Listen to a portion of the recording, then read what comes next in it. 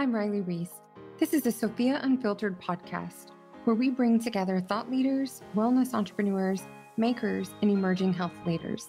We're here to have raw, unfiltered conversations because sharing your stories has the power to change lives, help others heal, and transform the way we take care of ourselves. Here we go.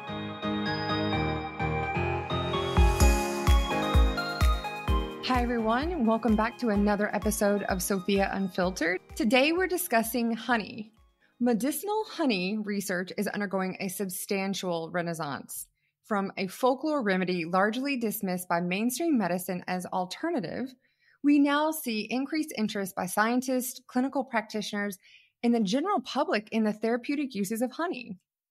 The NIH actually released a study saying this is largely due to a few factors, two of which are one being the rise in antibiotic resistance by many bacterial pathogens, and the second being an increasing number of reliable studies and case reports that have demonstrated that certain honeys are actually very effective against wound treatments due to their antimicrobial properties. One particular honey being studied is the Manuka honey. And here to talk to us today about Manuka honey is Joyce Dales. She's a CEO of Buzzagogo and the maker of Cold Be Gone Nasal Swab Remedy. Cold Be Gone is a homemade honey-based cold remedy that was created in her kitchen in 2009. Today, her company has products in over 10,000 stores, including CVS, TJ Maxx, and Marshall's. Joyce, welcome, and thank you so much for being here. Well, thank you so much for having me. I'm excited to be here to talk about my favorite subject. Yeah, why don't you tell us a little bit about your story and what led you into health and wellness? Well, I grew up in rural Maine, and that's where I am right now. My grandmother was, the kind of grandmother that thought dandelion wine was a cure for everything. And if there was a natural problem, then there's a natural solution. And so that's kind of the mindset I grew up in. Also, in Maine, you have to make do. So there's a lot of poverty mindset. So you don't just run to the doctor. You have to find a way to make do. And so I grew up in that mindset. And when I was older, when we started our family, I was a school teacher and I met my husband, and then we decided to start our family through international adoption. We started with Vietnam. And when we were halfway through our adoption with our baby girl, she needed emergency open heart surgery due to a defect caused by Agent Orange. So here we are 5 generations away from that. And these kids there's still generations of children that will continue to be affected, with congenital heart defect being one of the primary impacts. So she needed emergency open heart surgery, and she was deemed immunocompromised. And so 15 years ago, I had to live like we've all been living for the last 2 years, sort of really conscientious of every sniffle and cough and sneeze that I would hear. And so that's what led me down the path of wanting to do something to protect her, because I was very dissatisfied with every other thing I found on the market with regards to protection and understanding how we get sick. And that's what started me on this path. I was just like a really motivated mom who was psychotically paranoid about my child's health. Yeah, that's incredible. So you get her back. She goes into open heart surgery in the U.S. Mm-hmm. So walk us. Oh, no, that was done in Hanoi. That was done in Vietnam. Because in the United States, to do her particular defect, we would have had to send her to San Diego or New York. It was such a rare defect. But in Hanoi, they were doing 20 a month because of the Agent Orange children. Yeah. But today, just to put all the moms' hearts at ease, because I know every mom has, when you hear a story about a child that's injured or has a medical issue, we all kind of like, oh, makes you anxious. She's a 15-year-old. She's surfing right now in this windstorm off Maine. She's surfing right now. So she's great. So you're in Hanoi. She's having open heart surgery. You bring her back. Walk us through that experience. Well, it was terrifying because, first of all, you're handed a 1-year-old with a fresh chest scar. And so it's not an infant. And you have to figure that out. So there's 2 components to that. The mama bear thing doesn't quite kick in adoption instantly. At least it didn't for me. But then my body tried to play catch up and rushed at me with all these hormones. Like, why have you been handed a newborn? So my body went through this weird experience of freaking out hormonally because I have a baby attached to my hip all the time. Then the second component is how to make things okay for her. If she's immunocompromised, how do I protect her? And my solution to that was to learn I tend to go down every rabbit hole. I learn everything I can about not only how we get sick, but how to not get sick. And when we traveled to Vietnam, at that time, there was a nasal swab product that I'd been sort of relying on as a teacher, but it got pulled from the market for hurting people's sense of smell. And I was really fascinated by why. I was in the baby stages of learning about chemicals and how I wanted to change things and go back to what my grandmother had taught me and move away from chemicals. And so I started asking and researching all about how we get sick and how to not get sick. And it came down to the nose every time. And I was fascinated by this. I was like, why have we only just ever been told to wash our hands? There's this whole other component to how we get sick that if people understood, they would feel very empowered by that. I felt very empowered by it. I didn't feel as helpless to all of the germs and sniffles. And I wasn't about to live in a bubble with my new baby. We needed to get out and live life, but how to do it in the best way possible. So that was the other component. That is really interesting. So you were actually using a nasal swab product before while you were a school teacher. So you had already been exposed to germs and a school teacher. Lauren's actually a previous school teacher as well. So you had already kind of had that experience using that swab. Yeah, getting sick every month and doing anything you can to desperately stop that. It's a miserable existence. I mean, they say that children have to build their immunity, but I believe that getting sick every month of your life is no way to spend your childhood. And when I went back into school teaching, I was getting sick every month. I'm like, this is no way to spend my adulthood. And I really believed I had a healthy immune system until I went into public education. So I really felt there was something we could do about it. And as I brought my daughter home, her name is Camper. We were calling her our little camper, our happy camper. And when she came home, I was determined that was going to be her name because of everything she'd survived. So her name is Camper. So when we brought her home, I'd started learning about the nasal biome. I was like, okay, how are we going to protect her? And what I learned through talking with all of the international doctors and all of the immunologists and the cardiologists and everybody we were dealing with, they're like, oh yeah, it colonizes in your nose. 99% of the time you get sick when you touch your eyes, ears, nose, or mouth, anything above the neck. And the pathogens will then travel to your upper adenoid zone, the top of your nose, the back of your throat, where there are receptor cells, and the pathogens will latch on and remain dormant there for 1 to 14 days. And then that pathogen, depending on the variety, will pass its code to your cells. And then your cells will begin to replicate millions of times over within hours. And you'll start to get the tickle in your throat, the thick-throated feeling, or whatever your first thing is, because everybody's different. And then the degree of colonization that it's allowed to proliferate in that colonization zone, the nose, will directly determine how sick you get and how long you get sick and whether or not it travels to the lungs and becomes more severe and morphs in your body. So the moment I learned all this, I'm like, this is amazing. That's fascinating. And then I further learned that one of the ways that that's controlled, one of the ways the colonization is controlled is by your flora, by your nasal biome, the condition of mucosal system, which is designed to trap and prevent. And it traps and prevent not just in a physical barrier sense, but also in the pH, the moisture level. All of those things play an integral role in that, including the biodiversity of the flora in the nose. And as I learned that, I found that to be fascinating because the doctor told me, well, by midlife, we've destroyed our nasal biome and compromised it in directly the same way that we've destroyed our gut biome. And they're connected, even though they seem miles apart. They are not. This is your nose is your first line of defense for your entire immune system. So then he told me this story about how doctors and nurses are 25% of the time colonized with MRSA. And that's one of the ways that antibiotic-resistant bacteria attacks hospital patients, is that the medical staff they're interacting with are colonized in the nasal mucosa and then passing it through their hands to their patients.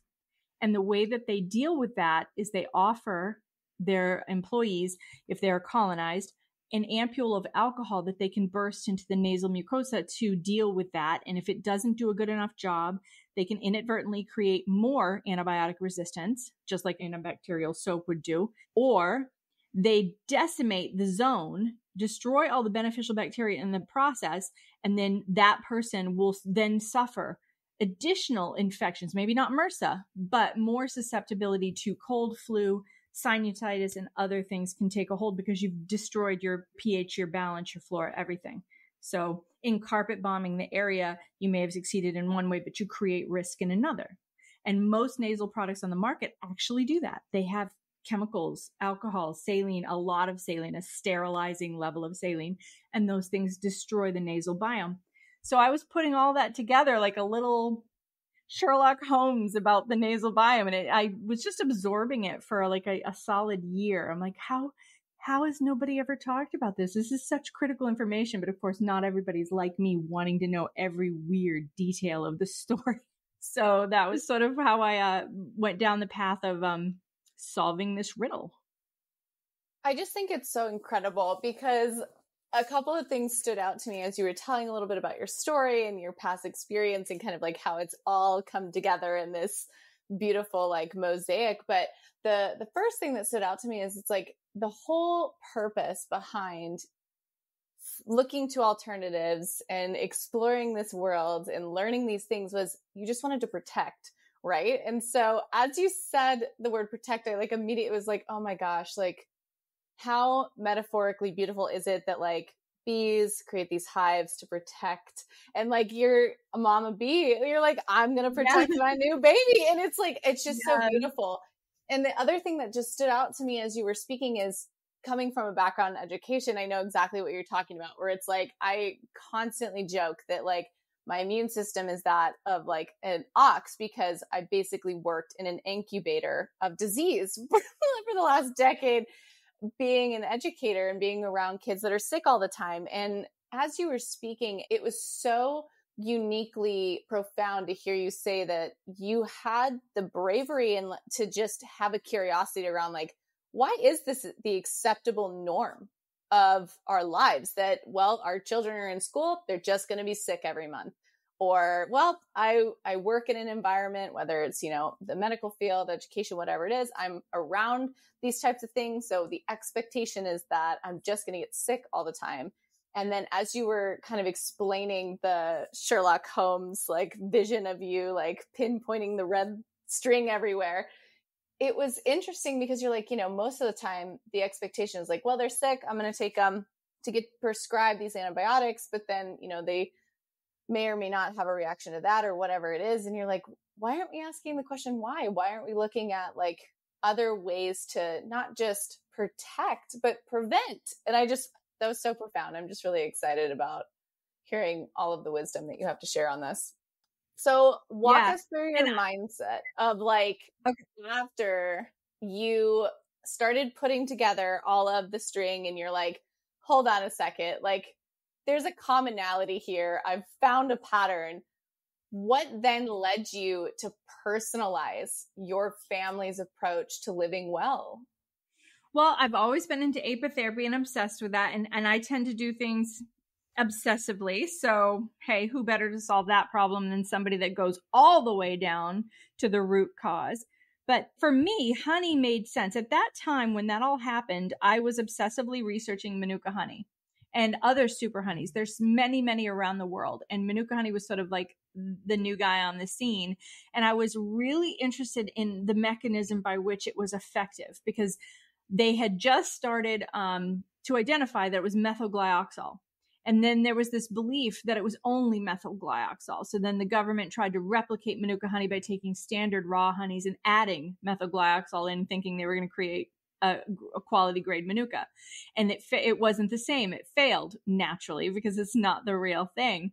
So being obnoxious like I am, I decided to write to the father of Manuka honey and Dr. Peter Mullen at University of Waikato. And I started this year-long back and forth with him on the phone, talking about Manuka honey and why is it different and how can you push its limits and what are its limitations and whether or not it's appropriate for what I was thinking of. And it can be a little caustic. And so it was like this exploratory thing because not all honey's created equal.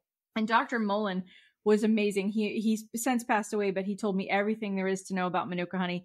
And what he told me is fascinating from what you were saying, Riley, at the beginning about antibiotic resistant stuff.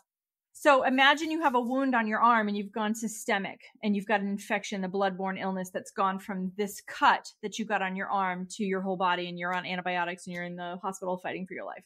So they have discovered, and they're now using Manuka honey and alginate bandages for dirty wounds and field dressing for the military. But you've gone systemic here and nothing's working. So they apply the medical grade Manuka honey, which is Manuka honey that has been rated as having a high enough UMF factor to fall into the antimicrobial range. And they apply it here where you are colonized. So think of that wound like we think of our noses. This is the site of colonization. So it's put there, and then suddenly it inhibits the pathogen's ability to create a biofilm around itself. And when it can no longer colonize with the biofilm, suddenly your antibiotics or your own immune system can get ahead of the infection. Not that I'm endorsing antibiotics, but there are moments where that is a life-saving situation. And in antibiotic resistance bacteria, Manuka honey can totally be a game changer and completely inhibit that pathogen's ability to evolve and evade a solution. So I thought that was just unbelievably interesting and unique. And then I learned that there are other super honeys in the world that do the exact same thing, but they haven't figured out why. It's not via methylglyoxal. It's some other bee magic that has not been isolated yet. And as I learned more and more about, there's a honey in the South Pacific that reverses women's hormonal imbalances. There's a honey in Brazil that is effective against small cell lung cancer. And while you are right there, when we had spoken earlier, you'd said it's being studied, it's having its day. Well, it's been having its day for 20 years now. And even though they're studying it to death, you will never see declarative statements about the medicinal value of honey ever. They will say, well, maybe it needs more exploration. Maybe it needs more exploration. And then large corporations will go and buy hives up and try to make a conglomerate and control the supply because they know it's got value, right? And there's Monsantos of honey out there. And they want to hide the fact that the glyphosate is the reason for a lot of hive colony collapse. And there's all these big corporate pharma things playing into the whole honey as medicine potential. And so I always encourage people to get involved in your local honey community because you want to bet that there's a super honey here in the United States that we just haven't found yet if we don't destroy it in the meantime. Super interesting. And I'm going to go back also, you said UMF. And for those out there who don't know what UMF is, so the antibacterial potency of Manuka honey was found to be related to its what is called a unique Manuka factor rating, which is correlated with the methylglyoxal that Joyce is referring to and the total phenols content. So Joyce, is this something that we should be looking for when we go to our local honey? Like, how do we get this rating, the UMF rating, so we know we're getting the highest quality? And is that something we should be looking at? Absolutely. It's become problematic about UMF is the gold standard invented by Dr. Peter Molin. And there are other rating systems, but it's like a honey war. There's people that didn't want to pay for the UMF rating, so they've invented their own. But then while that was considered shady in the 5 years since that's happened, it's sort of become mainstream. So now there are quality honeys using these alternative rating systems that I cannot poo-poo or shut down. So I would say you've just got to look at anything that falls in the UMF rating between 12 to 16 is going to be antimicrobial. And antimicrobial means it's effective against yeast, mold, spore, fungus, viruses, bacteria. It's not just antibacterial. When it's antimicrobial, it's bacteria and viruses. So that's what you want to look for. The sweet spot for the honey is 12 to 16 plus. Now, Dr. Molin told me years ago that anything above 16 may have been warehoused and heated to falsely inflate the methylglyoxal, which in turn can make a bee-sensitive person have a reaction. That thinking has shifted, and since he's no longer with us and I don't have a reliable person that I trust implicitly to tell me the truth on this issue, I tend to stick right in the 16 range. But there are honeys now upward of UMF 32, and they're charging $2,000 a jar. And I mean, it may be the gold, the most precious honey on earth, but I'm not sure that you're going to achieve anything outside of what UMF 16 could achieve for you. But again, Manuka honey it can be potentially caustic. It does not, to many people, taste good to eat. Even Dr. Peter Molin didn't like to eat it because it literally tastes like medicine. I'm a child of the 80s. We used to have this throat spray. I don't know if it still exists. It was called Chloraseptic. And if you had a sore throat, your mother would spray it down. It was wretched, right? It was horrible. I remember that. Some Manuka honey, when you smell it in the nose test, it literally smells like Chloraseptic. and it can burn when you eat a spoon of it, or if you tried to swab with it directly, burn in really, I think, be way too harsh for your delicate mucosal system. But yeah, so Manuka honey, when you want to find quality honey, I would say look for something that falls in the UMF 12 to 16 range. 12 is ideal for children, 16 for, if somebody's fighting a serious infection in your house. I apply it to wounds. I apply it to everything in my life. And if you put it in honey, you may destroy its value. But I wanted to talk about this. You know how honey, all table honey has a UPF, quality raw honey has a UPF. That's unique peroxide activity. So that honey is effective on wounds, but when you eat it, our body's acids neutralize it on the journey. So Manuka honey and the other super honeys are the few honeys that survive the whole journey from the rooter to the tutor, all the way through your digestive system. And it can help with H. pylori if you suffer from heartburn. It can help if you've gotten food poisoning, if you've got a vomiting child. Absolutely go for the strong Manuka in those instances. Oh my gosh, I have even more questions. Oh my gosh. Right? I know. I'm like, okay, immediately my mind went to, okay, I'm the average consumer who is listening to this episode and I'm like, holy Manuka honey, there's a lot to learn and a lot of numbers coming at me with acronyms. And I'm like immediately seeing myself like standing in the grocery store. And it's like, I was joking with Riley before the episode. I was like, being a child of the 80s and the 90s, I feel like the little bear jar that didn't have like a brand name, but it was like, that was the honey that you saw everywhere. And it's like, there's no information on there. So aside from researching local honey people in your area, if I am curious about like the different grades of honey and like all of the different, it's like Manuka honey, raw honey, like clover honey, wildflower honey. There's like creamed the Brazilian honey, right? I know. Yeah. All of these different things. It's kind of, it's like analysis by paralysis, right? Where it's like, oh my God, there's too many things. I don't know what I need. So I would love to hear your take on like, what do you suggest is like the way to like dip our toes into this honey universe of healing? Start local. It's always, well, first of all, get some quality Manuka. And if you are not sure, go to your local health food store and they will say, this is the Manuka, we like this. It may say MGO rating, and that's okay as a rating system. You'll want to look it up and write it on a piece of paper. And there'll be a rating scale that this amount of MGO equals this amount of UMF. So take it on a little piece of paper with you. So I'm hitting in the 12 to 16 range. So it's worth your money because it's going to be $60 for a tiny jar of that. And it is worth it. I would not have a home without a jar of Manuka. Right now we're at this beach house for the week, right? And there's a Ziploc of Manuka over there.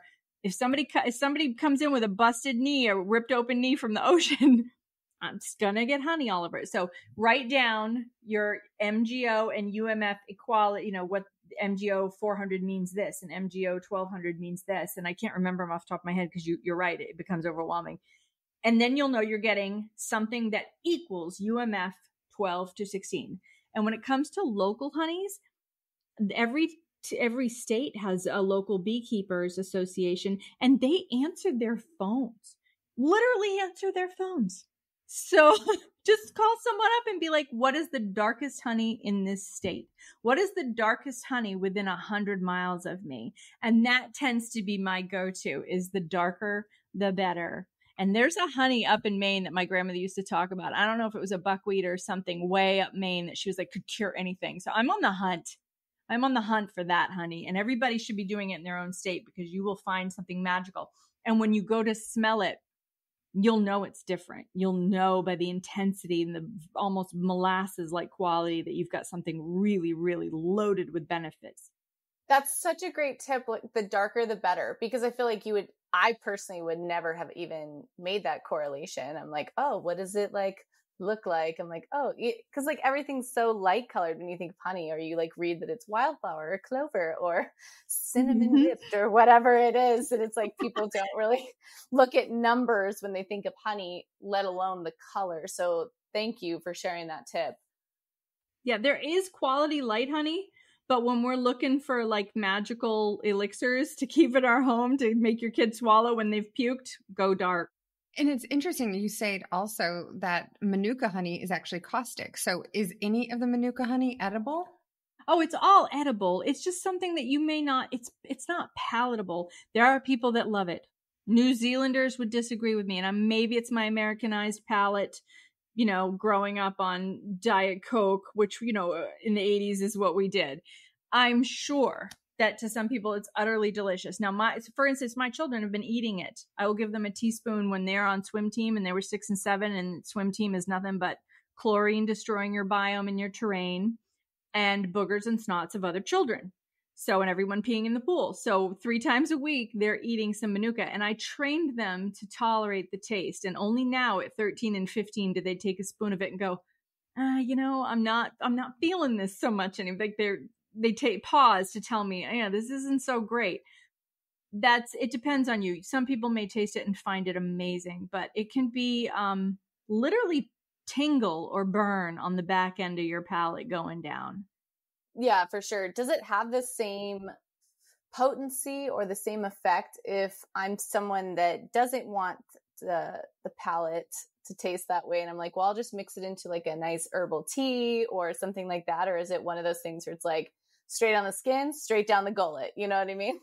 Yeah, that's best. But I'm a big baby. Okay, so I fail in that department. So when it comes to taking my Manuka honey, I have bought it encapsulated, and I'm working on getting it encapsulated so I can like sell it that way.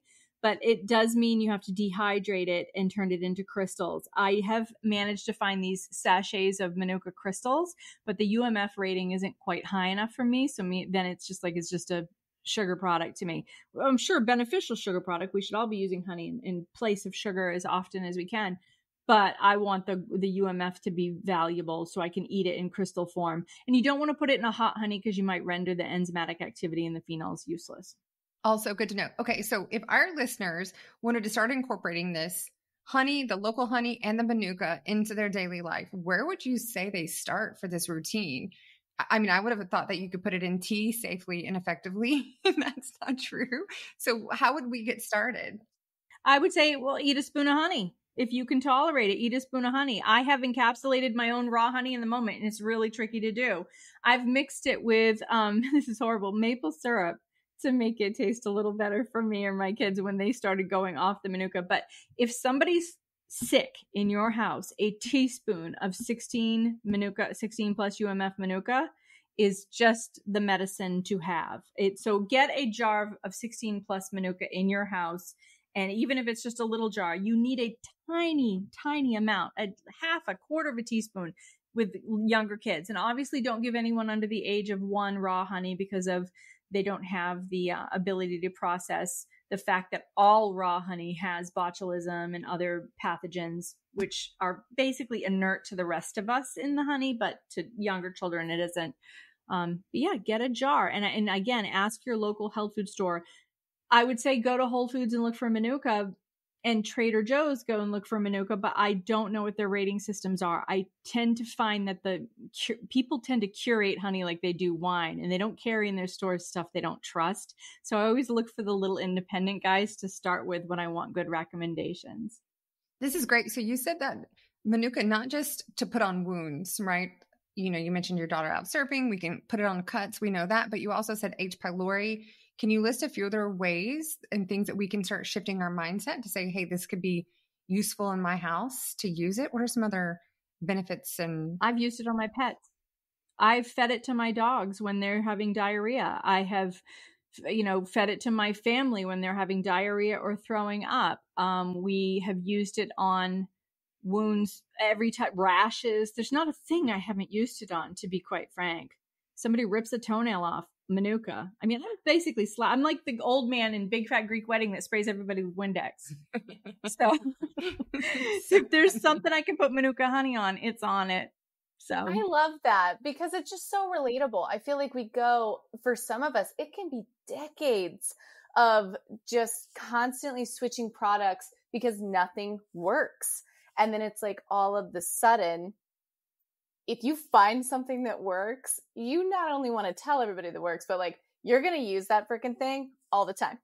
You're going to like go down with it. So that's completely relatable. And my other honeys that I found, everywhere I go, I buy honey. I'm like, where's the darkest honey? If there's a honey stand, I'm like looking.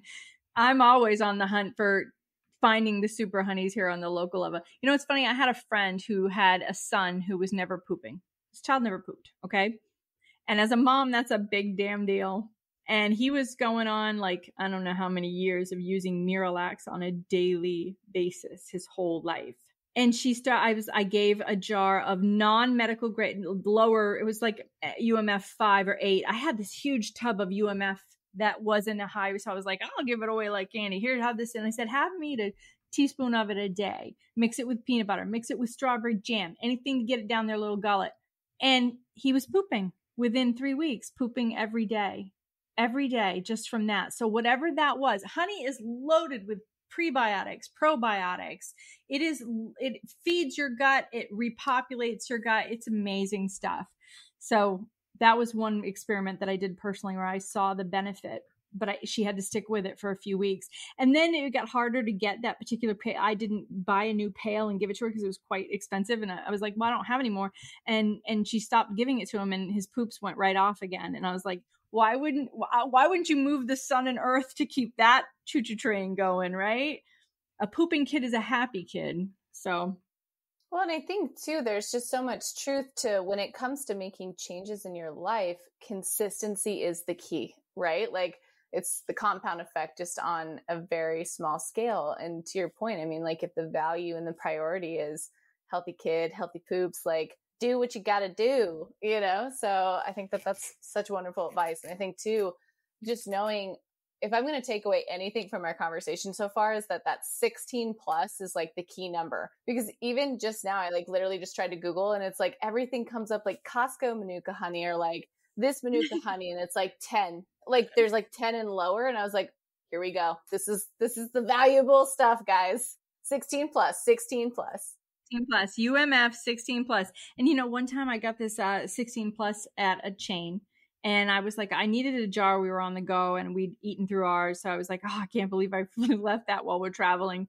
And I went and bought it and I uncapped it and I literally smelled manure, which I knew was just an artifact of whatever that bee was harvesting from, or whatever the situation is that bee in its navigating and harvesting wherever it was picking up. This literally smelled like Manuka. So it's like wine. You smell it, you put it on your mouth, you're getting notes of whatever the season was, wherever the bees were foraging, all of those things. And I threw it out because it was sour.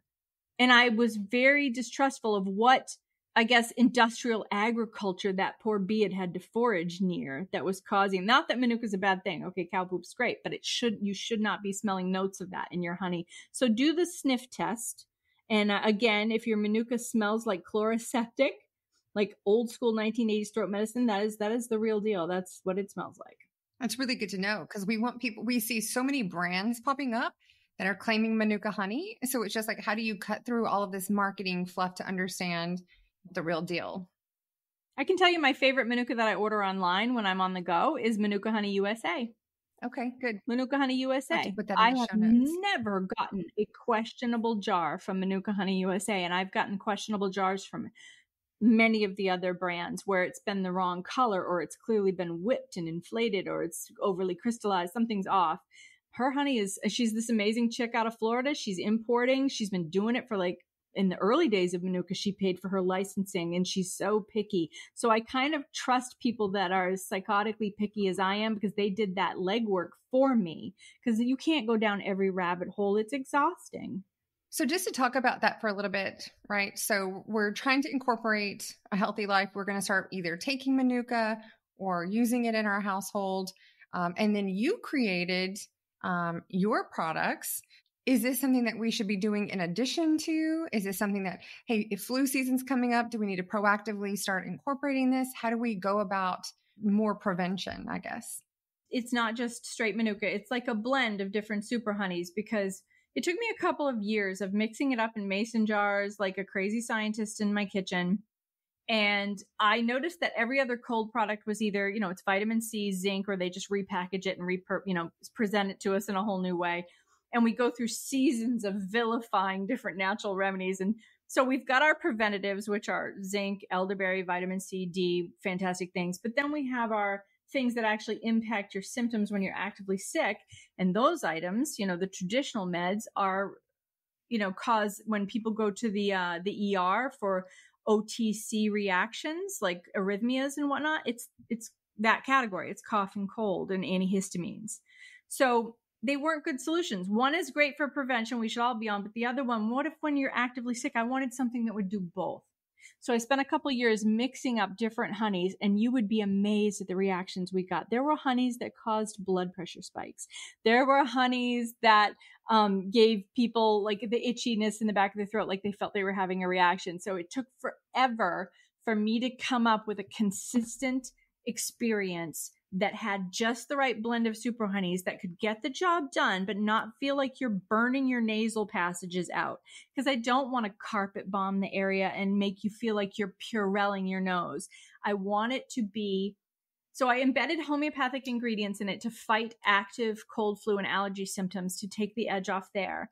And then I created my little super honey blend that would be the carrier for those homeopathics. And there's no other product like it on the market. If you see other products that are honey-based, they've been watered down and then stabilizers have been added in order to deal with the fact that they changed the viscosity of the honey. And I didn't want to do that. So it was a struggle to make honey medicine, so to speak. And then I thought I had this like imaginary dream that I was going to sell it because I grew up in rural Maine at my grandmother's country store. I'm, selling pickled eggs and whoopie pies on the counter. I'm like, I'm going to put it on the counter and we're just going to sell it there. Right? That's what we're going to do. So my husband, who is a recovering environmental attorney, he was like, no, that's not how that works at all. You're going to have to hire another lawyer. And so we went through that process. I went to the Small Business Administration, the SBDC in New Hampshire and Maine, and they assigned this amazing little gnome of a lady as my mentor. And for 10 years, she walked me through, I'm mixing it up in jars in my kitchen for free, just free advice, to I am now an FDA compliant OTC pharmaceutical on a shelf being sold at Winn-Dixie and CVS and Bed Bath & Beyond. And the journey from, A to Z, I spent a lot of time going, I'm going to go on Shark Tank or some, crazy, like you get these ideas, I'm going to do this. And they bring you back down to reality and say, no, that's not how this works. We're going to stay the course and get to this point. Because being in the cough and cold category, being a female entrepreneur and challenging something that is basically a captured industry, is it not I don't know that I would still have done it had I known everything I know now, because every single natural remedy, they're coming for them all. They're going to do everything they can to get us to make the hoops so difficult, to throw up so many roadblocks. And you just have to patiently overcome and play ball and get through each one at a time. But here I am today. I have my little honey remedy, and people should absolutely have it in their medicine cabinet with their Manuka honey, because it is a gentler, more complete solution for you to use to enhance your nasal biome and get it back to where it can be the healthy nose is a healthy you, to also fighting active. The moment you feel the thing in your throat, you want to have that Colbigon in your hand because you want to hit it right away so you can have the experience of the one day cold, or everybody in your house is down but you, or you still get sick but you can breathe through your nose the whole time. And those are sort of the magic 3 things that happen when it works for you. And the other thing I wanted to say is, if your terrain is compromised, and we all are, any other Wednesday, I may have poor terrain this week, great terrain the next week. So you're like a living biome yourself all the time, changing. So I find that my product will work great when I'm not, having pizza with my kids on vacation at the beach, or it's, a week from now, I'll be more susceptible to getting sick than I might be at any given moment. So you have to think about it like that too. It's there as an assist. It's there to help you fight back when the environment, pollution, or there's just too many pathogens coming at you, because we live such an abnormal life where human pathogens are over challenging us because it's not natural for us to touch the same doorknob at the airport that 5,000 other people touched in a week.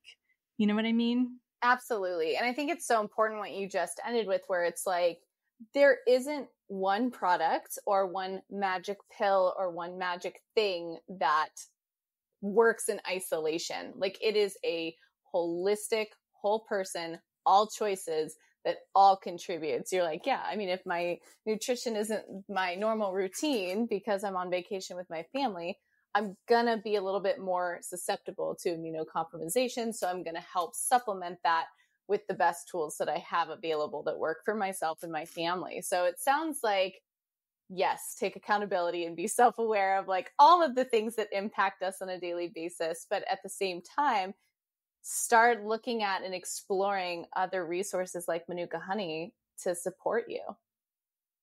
Yeah, it's part of the puzzle. It's part of a bigger picture. Because I liked it, when we were talking earlier about kids being sick every month, I just did a little thing on Instagram about that. And I rubbed a few people wrong with it, but I really believe that there are so many human pathogens, natural and unnatural, that have evolved that people who say, oh, my kid's got to build their immune system up. It's okay for them to have a cold every month in school. That's a miserable way to spend childhood. And you can never get ahead. You're never going to win that hand. You're never going to get ahead in that game. So you need to be sort of micro exposed to things so that your body can make immunity to it and get ahead of it, not full blown illnesses all the time, because then that makes you immunocompromised all the time. The other thing I want to tell moms, we used to just be in villages and we'd go to the marketplace. And now, again, we're touching things that 5,000 other people have touched in a day or a week.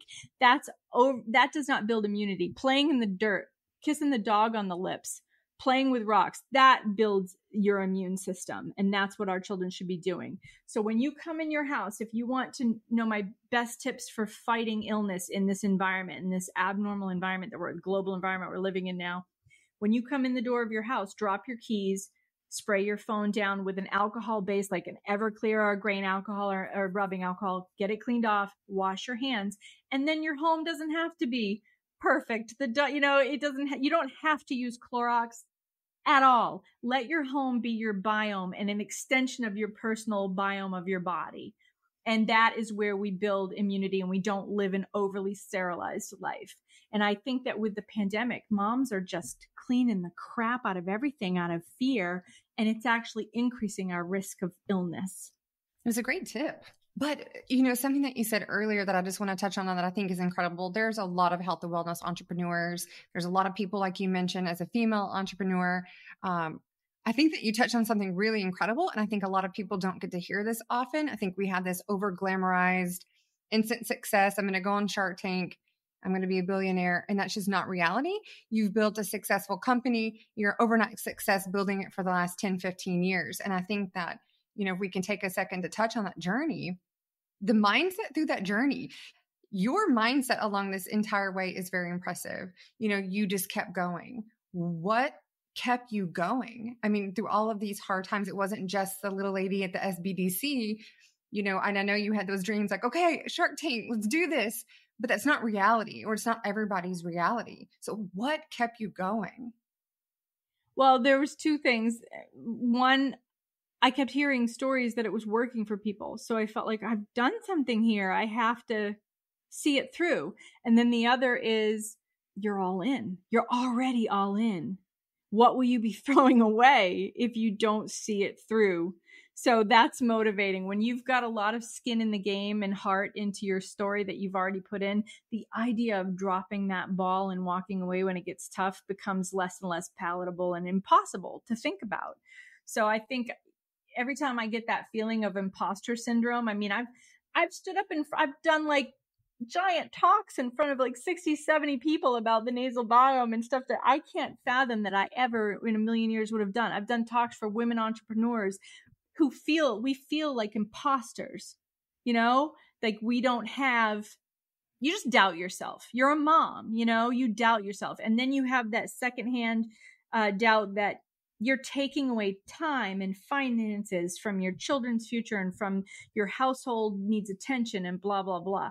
Well, the fact is, if I see this through, if I stick with it and overcome these obstacles, what am I showing my little girls?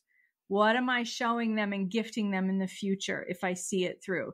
So now my kids have seen that I don't quit. There's been some pretty dark days with the company where we haven't known how to overcome something. The other thing that I think helps is if you don't know the rules, then you don't know that you're not doing it right. And then after, at the other end of things, you discover that all the rules were total crap made up by somebody else. So just break all of them, all of the rules. I've had books that I've paid thousands of dollars for that have been guidebooks of how this industry works. And every single rule in there, I've somehow inadvertently broken, and it has still worked out for me. So I think if you believe in your product and you tell your story really honestly and you don't try to inflate it with a bunch of nonsense, people will understand. It will resonate. And I think being the first person to talk about the booger biome, and I actually trademarked that phrase, booger biome, and ignoring all the naysayers who are like, you can't say booger in business. Well, yeah, I can. I actually can. It's going to work out. I love the transparency behind the conversations, right? Whether it's affecting our health and being actually transparent about how hard a journey is, to being an entrepreneur and understanding that overnight success is not the reality, that things are actually work and they're actually hard times. Just being honest about journeys, I think is incredible. Sharing your story about these dark days is it's empowering and it's inspiring.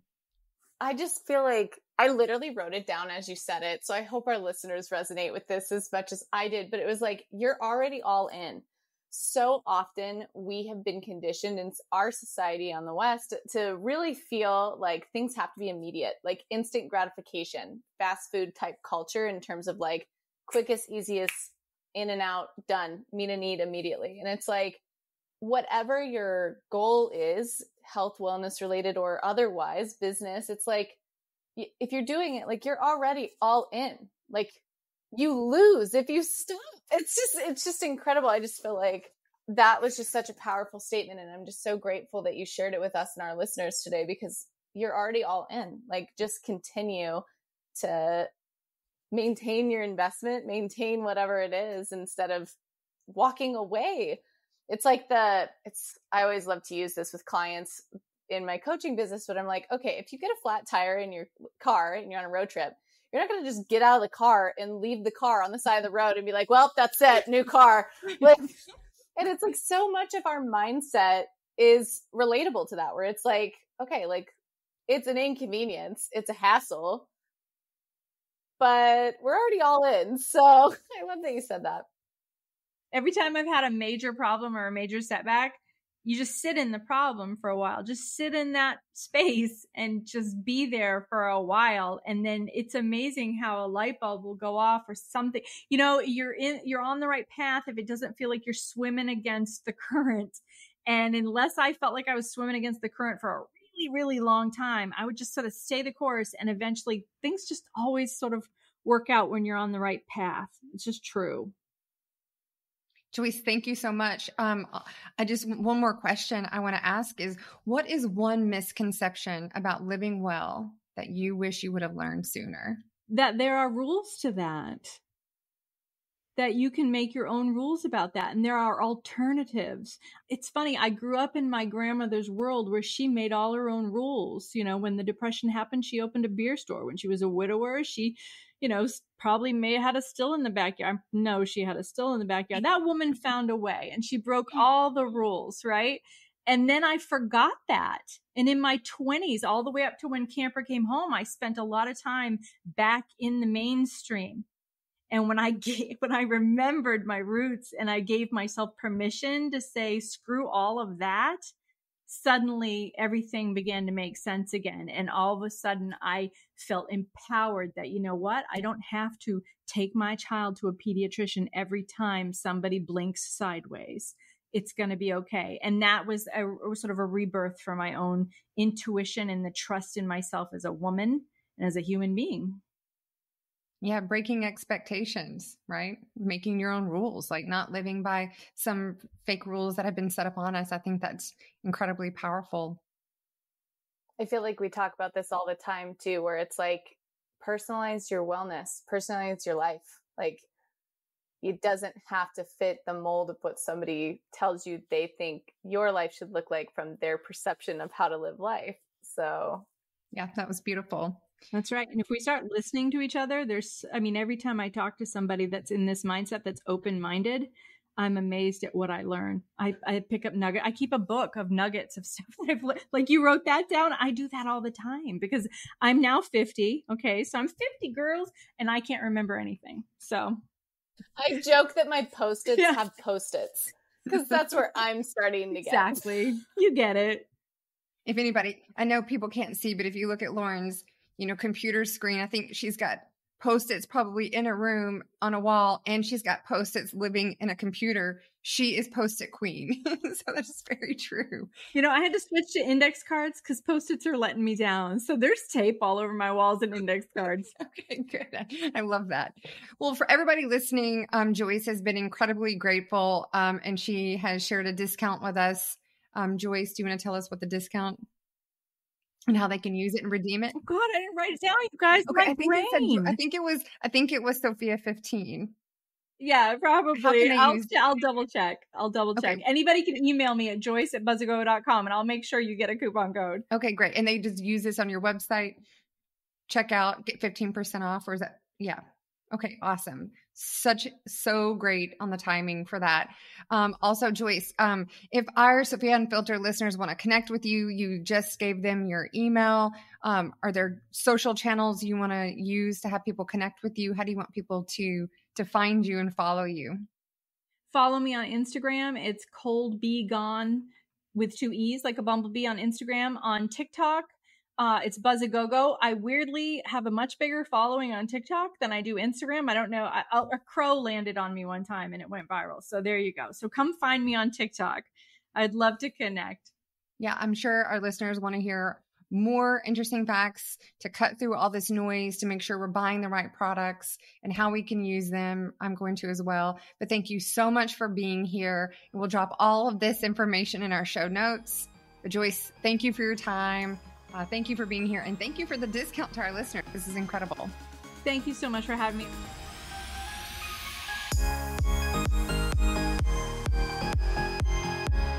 Thank you so much for listening. This has been Sophia Unfiltered, a podcast by Sophia Health. I'm your host, Lauren Deitch. If you're interested in connecting to wellness professionals that can offer one-on-one support, visit sophiahealth.com or connect with us, our community, and providers anytime on social. If this episode resonated with you at all, we'd love to hear about it in the comments section of your favorite podcast provider or with a 5-star rating. Let us know what your biggest takeaway was from the episode or share it with someone you hope to inspire. Join us again next time for more real conversations, stories, and insights that help empower you with the knowledge and inspiration needed to transform the way we take care of ourselves.